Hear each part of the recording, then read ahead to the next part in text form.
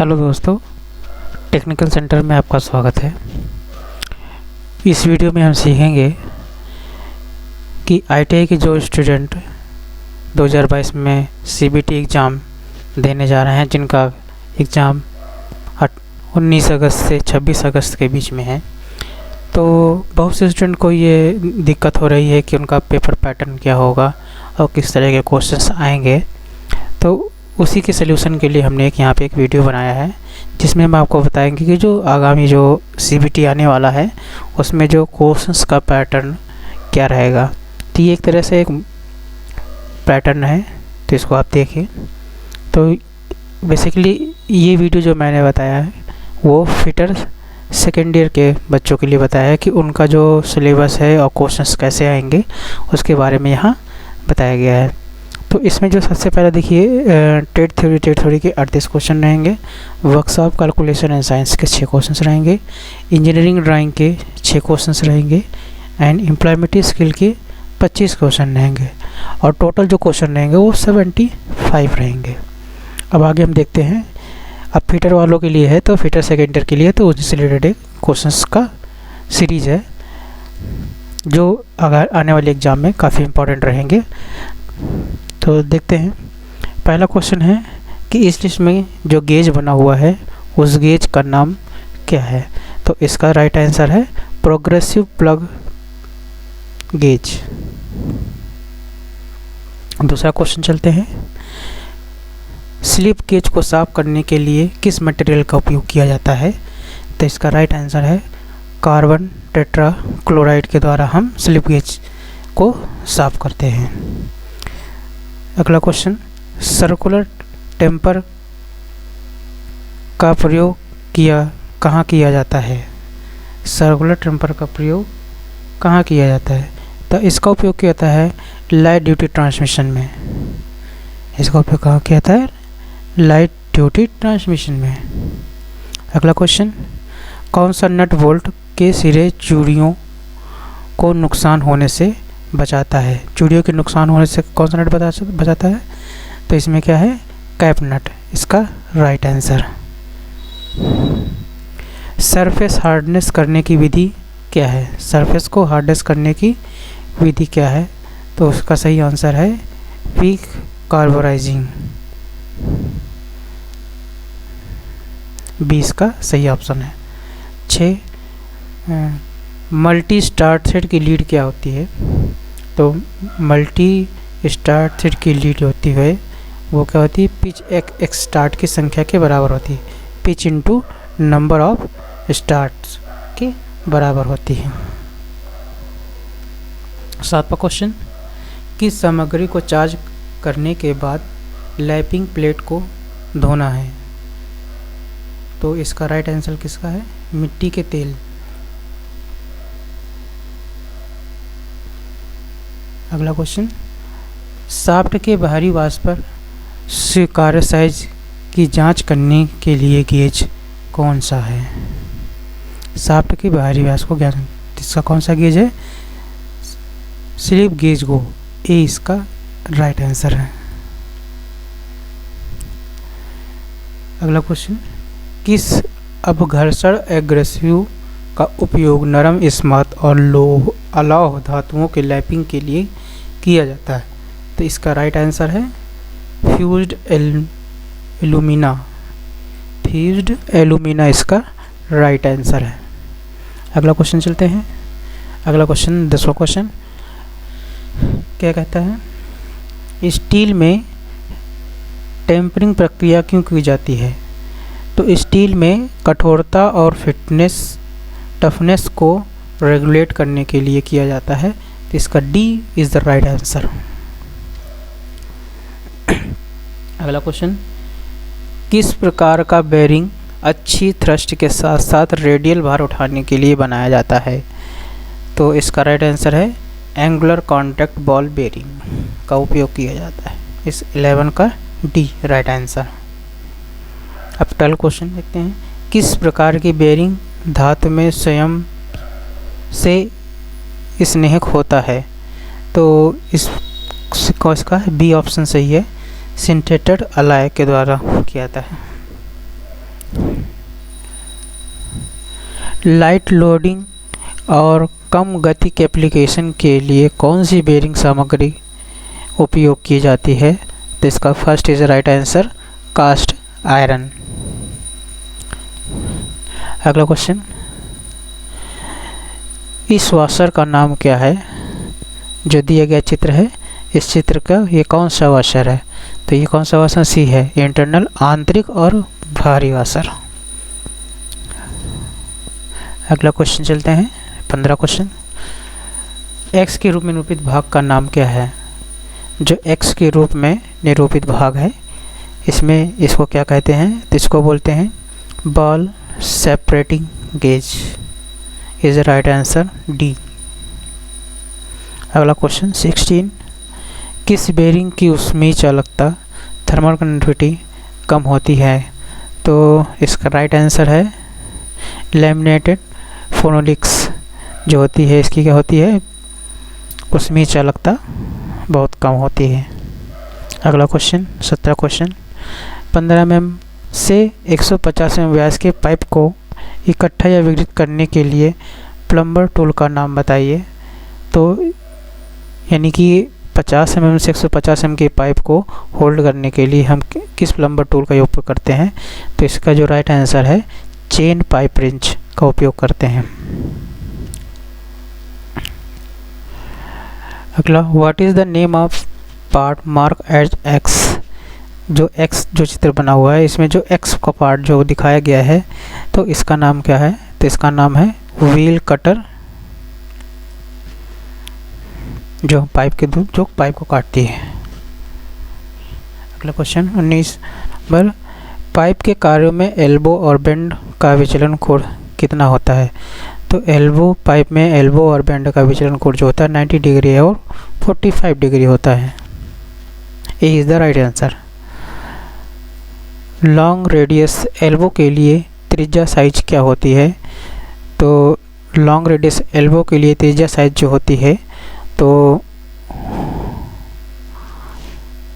इसका B option सही है, पाइप के बारे में 1.5 बोर का। अगला क्वेश्चन, इस जैक का नाम क्या है? तो इस जैक का नाम है टर्न ओवर जैक।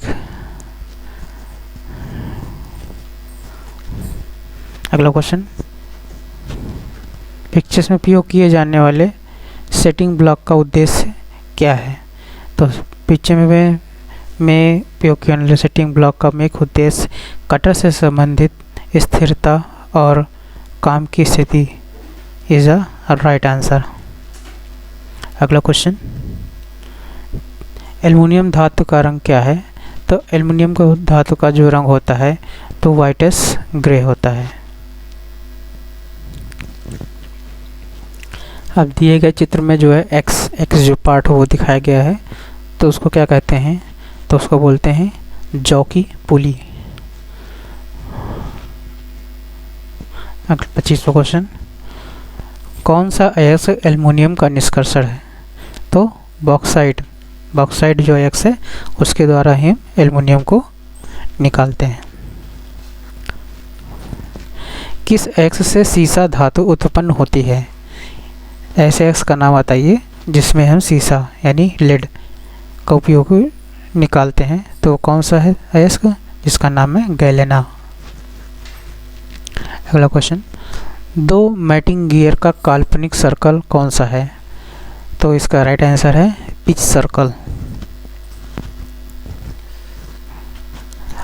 अगला क्वेश्चन, हाइड्रोलिंक पंप में किस ऊर्जा को परिवर्तित किया जाता है? तो हाइड्रोलिंक पंप में यांत्रिक ऊर्जा को हाइड्रोलिंक ऊर्जा में परिवर्तित किया जाता है। अगला क्वेश्चन, एक तरफ जो वाल्व दिया गया है उसमें जो एक्स स्थान है जो दिखाया गया इंगित किया गया है वो स्थान क्या है? तो उसका नाम है, इसको बोलते हैं हम क्या? Throttling screw. A is the right answer. A is the right answer. अगला क्वेश्चन, एसआई इकाई में प्रेशर की इकाई क्या होती है? प्रेशर को नापने के लिए ऐसा यूनिट क्या होती है, तो वो होती है हमारी क्या, Pascal. B is the right answer. अगला क्वेश्चन, किस नियम से कहा गया है कि एक तरल पर डाला गया दबाव सभी दिशाओं में समान रूप से अग्रसित होता है? तो ये नियम किसने दिया है, ये नियम किसने दिया, पास्कल ने नियम दिया है, पास्कल के द्वारा ये नियम बताया गया है। अगला क्वेश्चन, हाइड्रोइलेक्ट्रिक सिस्टम में कौन सा वाल्व और सिस या रेसिस्टर है? तो इसका सही ऑप्शन है flow control valve, flow control valve. अगला क्वेश्चन 33 नंबर में देखिए एक्स के रूप में जो चित्र बनाया गया है उसका नाम बताइए। तो इसका नाम क्या है, आवृत्ति के लिए निर्धारण, यानी कि इस चित्र का उपयोग किसके लिए किया जाता है, आवृत्ति के निर्धारण के लिए किया जाता है।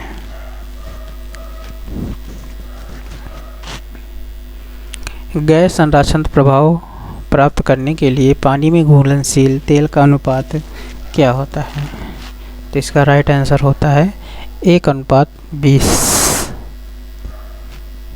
अगला क्वेश्चन, कौन सी गुड़िया बताता है कि स्नेहक का तापमान डालते समय स्वतंत्र रूप से प्रवाह करने में सक्षम है?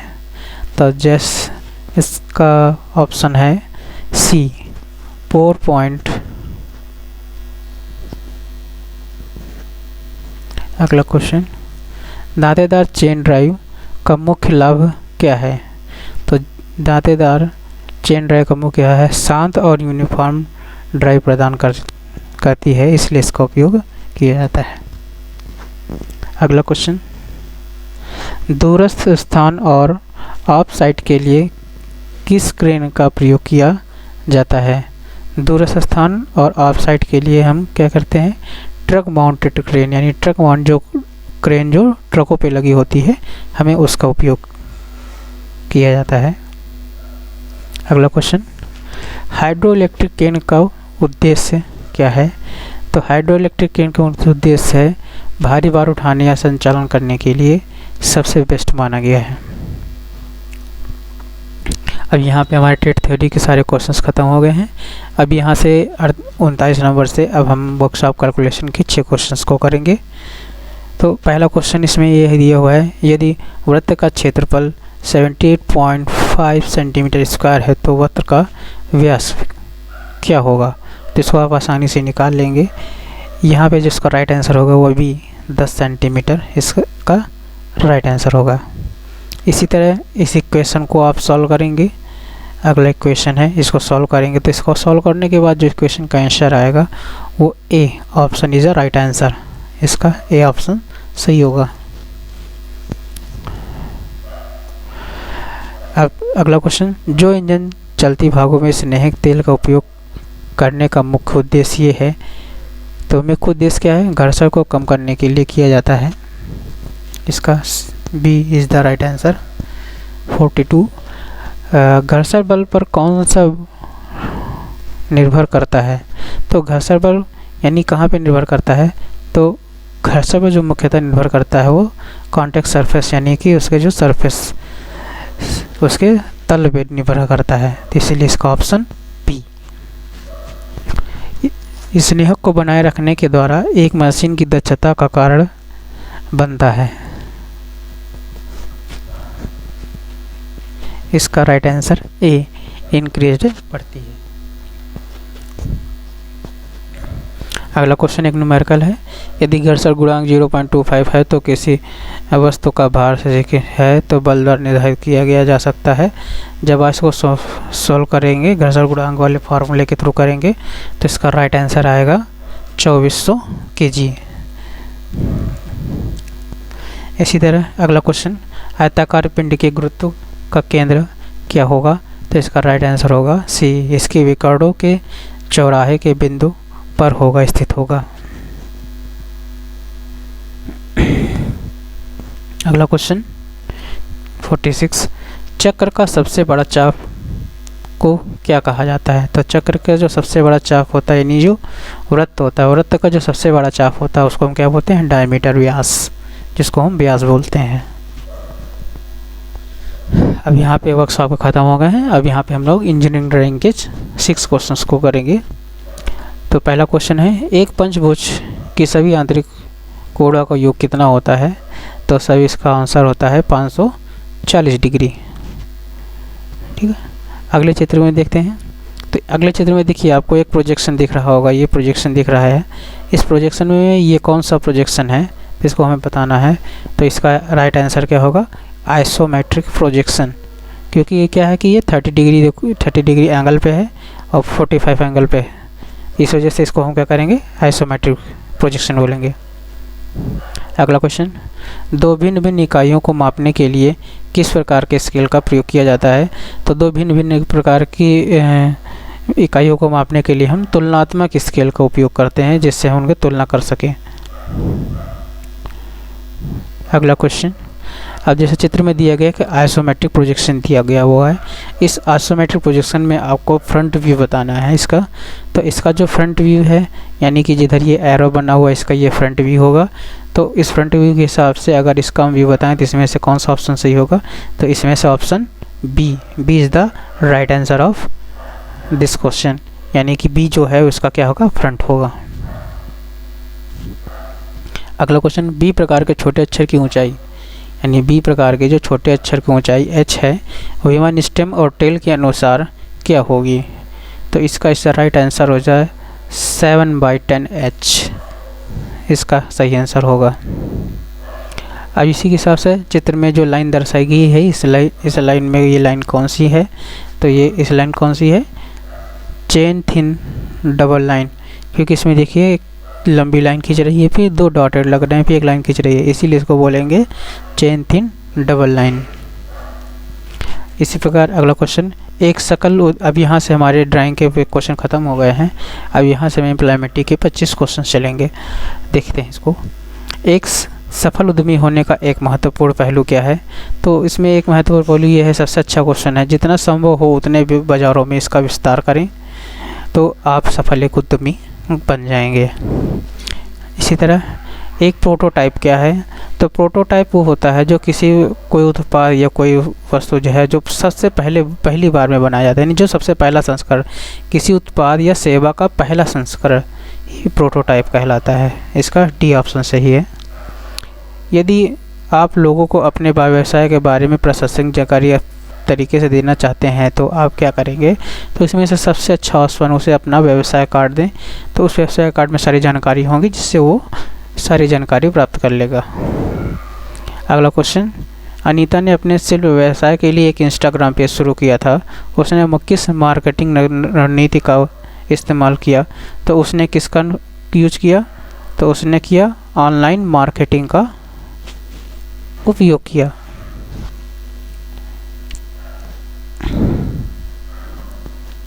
अगला क्वेश्चन, यदि आवश्यक सीखते वाले हैं, यदि आप सीखना चाहते हैं तो उसके लिए क्या? बढ़ते रहें और अपने ज्ञान को जोड़ते रहें। यदि आप बढ़ते रहेंगे और नई नई चीज़ें सीखते रहेंगे तो आप सीखने के क्रम में आगे बढ़ते रहेंगे। अगला क्वेश्चन, केवल जब हम सीखते हैं कि भविष्य में कैसे काम किया जाए, हम उन परिवर्तनों के लिए खुद को तैयार कर सकते हैं। तो इसका कौन सा आंसर है? D is the right answer.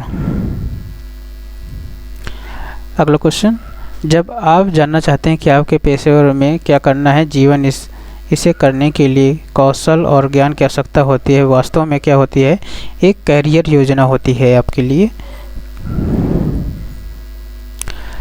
Thermal मील के पत्थर को समय पर पूरा करने के लिए आपको जिन सामग्री और समर्थन की आवश्यकता होती है उन्हें क्या कहा जाता है?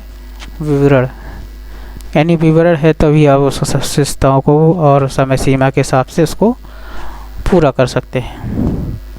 अगला क्वेश्चन, आपके द्वारा प्राप्त की गई जानकारी पर प्रश्न चिन्ह लगाकर स्मार्ट तरीके से सोचना ताकि आप नकली समाचारों के बहकावे में ना आए। तो इसमें सबसे आवश्यक जो है, सबसे महत्वपूर्ण सोच है कि इसमें आपकी सोच क्या रखती है, उस पर डिपेंड करता है। अगला, किसी व्यक्ति कुछ करने की स्वाभाविक क्षमता और वह कितनी जल्दी कुछ सीख सकता है वो क्या कहलाता है, उसकी योग्यता कहलाती है। वो कितनी योग्यता है उसकी, उसके हिसाब से सीख सकता है। खाली समय में की जाने वाली गतियाँ जैसे पढ़ना, बागवानी करना, ब्लॉग लिखना कहलाती हैं। क्या कहलाता है? ये शौक कहलाती हैं। लोग शौक में करते हैं। इसी तरह अगला क्वेश्चन, शॉर्टकट कुंजियाँ Ctrl+C, Ctrl+V, Ctrl+S जो है इनका अर्थ क्या होगा? तो इनका मेन अर्थ है Ctrl+C से कॉपी, Ctrl+V से पेस्ट, Ctrl+S से सेव, यानी इसका सी इज द राइट आंसर। एक वायरलेस प्रौद्योगिकी मानक है जिसका उपयोग कम दूरी पर स्थित और मोबाइल उपकरणों के बीच डेटा के आदान प्रदान के लिए किया जाता है। तो कम दूरी के आदान प्रदान के लिए हम किसका उपयोग करते हैं? ब्लूटूथ का उपयोग करते हैं। कीबोर्ड की कौन सी कुंजी किसी भी समय स्लाइड को समाप्त कर सकती है? तो इसका इस द राइट आंसर क्या होगा? एस्केप की, यानी एस्केप की को दबाकर हम कभी भी स्लाइड शो को हम बंद कर सकते हैं। गूगल द्वारा विकसित क्लाउड कंप्यूटिंग की एक फाइल स्टोरेज और सिंक्रोनाइजेशन सेवा है। तो इसकी एक सिंक्रोनाइजेशन सेवा कौन है? Google drive. गूगल ड्राइव जो क्या करते हैं, हमारे फाइल स्टोरेज की सुविधा भी देती है और उसको सिंक्रोनाइजेशन की सुविधा भी देती है, जो गूगल द्वारा प्रोवाइड किया जाता है। अगला क्वेश्चन, आदत बदलने में कितने दिन लगते हैं? तो अगर कोई चीज़ आदत डालनी है तो कम से कम उसको 15 दिन उसको फॉलो करें। 15 दिन में वो क्या होती है? वो आदत बन जाती है। कोई भी काम है वो आदत में परिवर्तित हो जाती है। गुणवत्ता प्रबंधन प्रणाली समस्या प्रबंधन के लिए कुछ उपकरणों का प्रयोग करती है, जिनमें से कौन सा एक नहीं है? तो गुणवत्ता प्रबंधन के लिए जो है हमारे पास 5D 5S भी है, सिबनबोर्न आरेख भी है, कॉन्जन सिद्धांत भी है। लेकिन यहाँ पे देखिए सी ऑप्शन 4D और 4S। 4S कुछ नहीं होता है, 4D भी नहीं होता है। तो इसलिए इसमें कौन सा ऑप्शन नहीं है? 4D और 4S जो है वो गुणवत्ता प्रबंधन प्रणाली में उपयोग नहीं होता है। अगला क्वेश्चन, जब हम परिस्थितियों या विशेष रूप से दृढ़ता से महसूस करते हैं, प्रतिक्रिया करते हैं कि लोग हम अपने भावनाओं का उपयोग कर रहे हैं, यानी इसका राइट आंसर क्या होगा? भावनाओं का उपयोग करके हम करेंगे। अगला क्वेश्चन, एक साक्षात्कार में सबसे अधिक पूछे जाने वाले प्रश्न क्या होंगे? तो एक साक्षात्कार में सबसे अधिक प्रश्न पूछे जाने वाले क्या होंगे? मुझे अपने बारे में बताइए। सबसे पहला क्वेश्चन यही होता है। अगला क्वेश्चन, जब किसी व्यक्ति को यह जानकारी दी जाती है कि वह किसी लक्ष्य तक पहुंचने के प्रयास में कैसा कर रहा है, तो वो क्या कर रहा है? यानी उसकी प्रतिक्रिया कर रहा है, प्रतिक्रिया दे रहा है, यानी वो कैसा फीडबैक दे रहा है, जिसको हम तो फीडबैक भी बोलते हैं। तो फीडबैक के द्वारा हम अपने व्यक्ति की जानकारी या उसके प्रोग्रेस को हम जांच सकते हैं। अगला क्वेश्चन, आपका असाइनमेंट आपके कक्षा के अन्य लोगों की तरह नहीं है, तुम पढ़ाई क्यों नहीं कर रहे हो? तो ये एक तरह से नकारात्मक प्रतिक्रिया है। इसका राइट आंसर सी। इसी तरह आप घर परिवार सदस्यों के बीच बातचीत या कर्मचारियों के बीच आकस्मिक बातचीत, जो आकस्मिक बातचीत होती है वो किस में आएगी? अनौपचारिक संचार में आएगी। इस अगला क्वेश्चन, लास्ट क्वेश्चन, PPE का फुल फॉर्म क्या होता है? तो PPE का फुल फॉर्म होता है पर्सनल प्रोटेक्टिव इक्विपमेंट।